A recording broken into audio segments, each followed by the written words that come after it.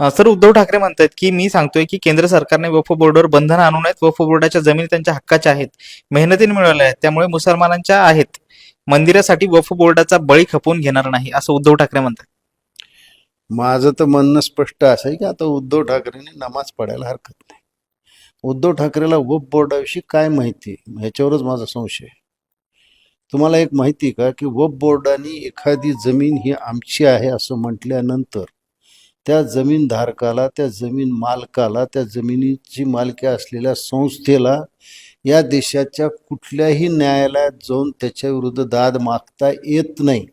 ती वक्फ बोर्डाच्या ट्रायब्युनलकडेच दाद मागावी लागते. हा नियम उद्धव ठाकरेला माहीत नाही का?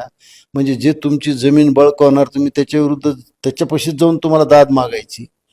आणि याच्या मंदिराचा काय संबंध आला? कोणत्या मंदिरासाठी वक्फ बोर्डाची जमीन घ्यायलेत? वक्फ बोर्डाने कुठं मेहनत केली? वक्फ बोर्ड म्हणजे काय? उद्धव ठाकरेला एवढं जर वक्फ बोर्डाविषयी असलं तर मातोश्री देऊन टाका वक्फ बोर्डाला. आम्ही कुठं थांबवलंय तुम्हाला? म्हणजे वक्फ बोर्डाविषयी तुम्हाला काहीही माहिती नाही. तामिळनाडमध्ये 1500 वर्ष जुनं मंदिर, ज्या गावात 85%च्या वर म्हणजे 90% जवळपास हिंदू राहतात, वक्फ बोर्डाने त्या मंदिराच्या जागेवर आपला हक्क सांगितलेला आहे. मध्य प्रदेश मध्येच हा एक वाद चालू होता. मध्य प्रदेश हायकोर्टाच्या एका जजनं काय म्हटलं हे माझ्यापाशी आहे. इस्लाम धर्मच 1400 वर्षापूर्वीचा आहे, तर ही 1500 वर्ष जुनं मंदिर वक्फ बोर्डाची कशी प्रॉपर्टी होऊ शकते? मतासाठी तुम्ही किती दाड्या कुरवाळणार आहात? वक्फ बोर्डाची कोणची जमीन मंदिरासाठी घेतली? उद्धव ठाकरेचा अभ्यास कच्चा आहे. काय वाटत असेल बाळासाहेबांच्या आत्म्याला हे असं बोलतात त्यावेळेस? ज्या गोष्टीत आपल्याला कळत नाही त्या गोष्टीत बोलू नये ना.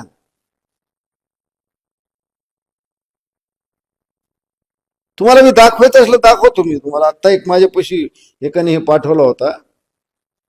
किती तुम्ही ह्या गोष्टी करताय मला हे कळत नाही.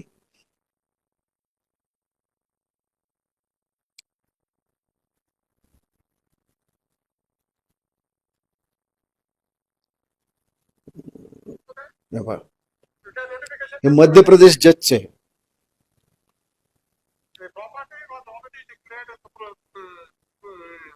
काय म्हणतो त्याच्यात?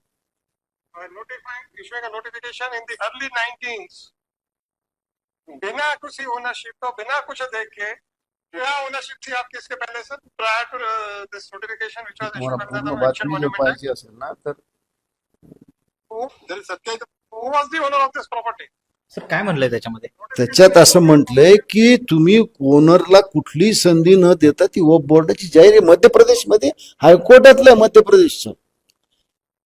उद्या तुम्ही ताजमहलवर हक्क सांगितलाय, सुन्नी बोर्डाने सांगितलाय. ताजमहल ही कशी काय वक्फ बोर्डाची प्रॉपर्टी होऊ शकते? जे मुसलमान लोक भारत सोडून पाकिस्तानमध्ये गेलेत त्यांची प्रॉपर्टी वक्फ बोर्डाची कशी होऊ शकते?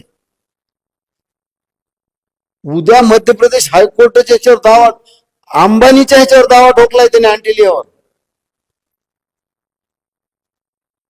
उद्या लाल किल्ल्यावर त्यांचा दावा आहे ही वक्फ बोर्डाची प्रॉपर्टी म्हणून. उद्धव ठाकरेचा अभ्यास नाही हो.